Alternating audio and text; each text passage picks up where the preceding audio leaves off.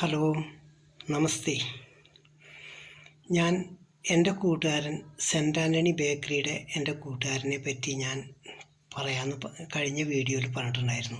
അപ്പോൾ അത് തുടർച്ചയായിട്ട് ഞാൻ പറയുകയാണ്. ആദ്യം എൻ്റെ മരണപ്പെട്ടു പോയ എൻ്റെ കൂട്ടുകാരനെ പറ്റിയിട്ട് ഞാൻ പറയട്ടെ. ഈ സെൻറ്റ് ആൻ്റണി ബേക്കറിയുടെ മുതലാളി ആൻ്റണി എൻ്റെ വീടിൻ്റെയൊക്കെ ഒരു 5-6 വീടിന് അപ്പുറത്താണ് അദ്ദേഹത്തിൻ്റെ വീട്. പക്ഷേ അദ്ദേഹത്തിൻ്റെ വീട് അവിടെയാണെങ്കിലും അദ്ദേഹം ആയിട്ട് ഞാൻ കൂടുതൽ കോണ്ടാക്റ്റ് ഇല്ല. ഞാൻ കോണ്ടാക്റ്റ് ഉള്ളത് അദ്ദേഹത്തിൻ്റെ ചേട്ടൻ വിൻസെൻ്റ് ആയിട്ടാണ് കൂടുതൽ പരിചയമൊക്കെ ഉള്ളത്.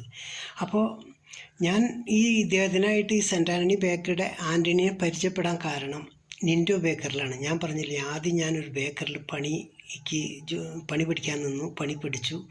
ആ പണി പഠിച്ച് നിൽക്കുന്ന സമയത്താണ് ഇദ്ദേഹം കാട്ടൂരിലേക്ക് വരുന്നത്, നിൻഡോ ബേക്കറിയിലേക്ക് വരുന്നത്. അങ്ങനെ അദ്ദേഹം ഒരുമിച്ച് ജോലി ചെയ്യാനുള്ള ഒരു അവസരം കൂടി എനിക്ക് കിട്ടിയിട്ടുണ്ടായിരുന്നു. അദ്ദേഹം എന്നെ സംബന്ധിച്ചിടത്തോളം, മറ്റുള്ളവരുടെ കാര്യം എനിക്കറിയില്ല, എന്നെ സംബന്ധിച്ചിടത്തോളം അദ്ദേഹം നല്ലൊരു സ്വഭാവക്കാരനാണ്. നല്ലൊരു ഡീസൻ്റാണ് ആൾ. നല്ല ആർക്കൊരു ഉപദ്രവമുള്ള ഒരു ബുദ്ധിമുട്ടുകളോ ഉള്ള ആളല്ല. പക്ഷേ എങ്കിലും അദ്ദേഹം ഞാൻ അവിടുന്ന് ജോലി വിട്ട് പോകുന്നതിന് ശേഷം അദ്ദേഹം പണിയൊക്കെ പഠിച്ചു. പിന്നെ അവിടുന്ന് പണി പഠിച്ച് നാട്ടിലേക്ക് വന്നു. എന്നെ വന്ന് കണ്ടു.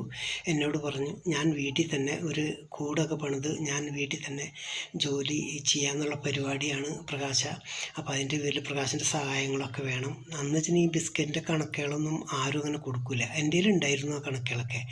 അപ്പോൾ അതിൻ്റെ പേരിൽ ഞാൻ ആ കണക്കുകൾ എൻ്റെ സൂചന. അപ്പോൾ എന്നോട് പറഞ്ഞു, കുറച്ച് ബിസ്ക്കറ്റിൻ്റെ കണക്കൊക്കെ തരണം, എനിക്ക് എന്തെങ്കിലുമൊക്കെ ചെയ്യാനാണെന്ന് പറഞ്ഞു. എല്ലാ കണക്കുകളും ഞാൻ ഡയറിയിൽ എഴുതി വെച്ചതെല്ലാം അവന് കൊടുക്കുകയും ചെയ്തു. അങ്ങനെ വീട്ടിൽ അവനൊരു ചെറിയൊരു കൂട കെട്ടി വീട്ടിൽ തന്നെ തുടങ്ങി.